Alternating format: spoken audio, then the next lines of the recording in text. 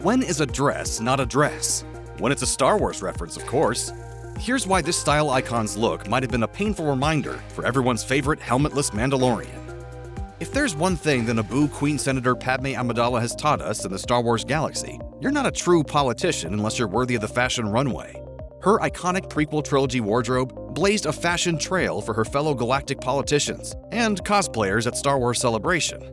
The Mandalorian Season 3 continues Padme's fashionista legacy by introducing the Duchess, played by singer Lizzo. In Season 3, Episode 6, Guns for Hire, Din Djarin, his adorable foundling Grogu, and Lady Bo-Katan Kryze venture to Plaisir 15, where they are greeted by its lavish regents, the Duchess and Captain Bombardier.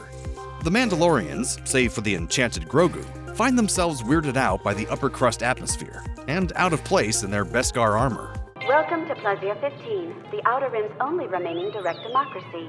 If you were shocked by the Star Wars casting of Lizzo and comedian legend Jack Black as a royal couple, you might miss another shock: the Duchess's wardrobe mirroring the apparel of someone close to Bo-Katan Kryze.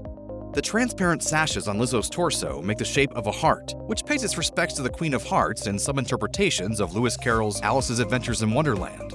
Not only does this add to the peculiar vibe of this The Mandalorian chapter, but the cooler blueness of the Duchess's dress serves as an antithesis to the Queen of Hearts' reddish and fiery temperament, to highlight the Duchess's easygoing vibe. Viewers of the Clone Wars cartoon might also notice that Lizzo's satin Duchess costume resembles the regal velvety gown of Bo-Katan's estranged sister, the Mandalorian Duchess Satine Kryze, who first appeared in Season 2, Episode 12, The Mandalorian Plot.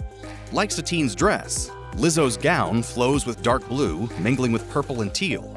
Lizzo's fabulous hollow peacock tail also matches the pearly gradients of Satine's head adornments, the horned earrings and the bell-flowery headdress.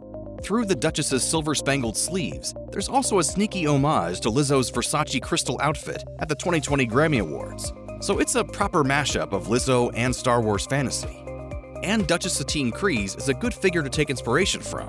As a regent of Mandalore during the Clone Wars, she fought tirelessly for a pacifist system that tried to move beyond the warrior practices and the Beskar armor. The extremist armored Mandalorian warrior faction, Death Watch, which Bo-Katan was once a part of, did not take kindly to Satine's forbidding of their warrior culture. It's safe to assume that Satine's royal dress adheres to the sensibilities of the new Mandalorian pacifist movement. When Death Watch imprisoned Satine Kryze and dominated Mandalore, Bo-Katan underwent a drastic change of heart when she witnessed Maul defeat and behead her Death Watch commander in an honor duel. Breaking from the now Maul-led Death Watch, Bo decided to free her estranged sister.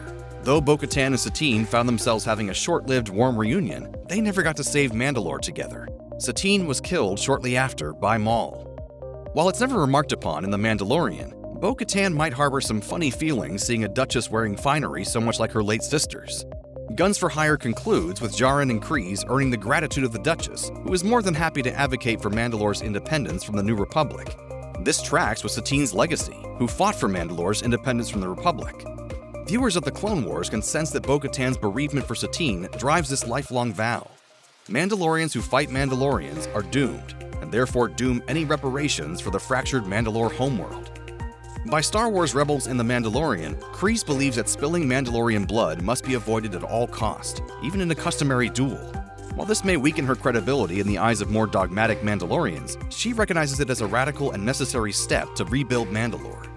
A little bit of Satine has clearly rubbed off onto Bo-Katan. The Clone Wars implies that Bo wished she allied with her Duchess sister rather than fought her. In a better world, the sisters would have formalized a truce, with Bo-Katan in her Beskar armor and Satine in her billowing blue gown.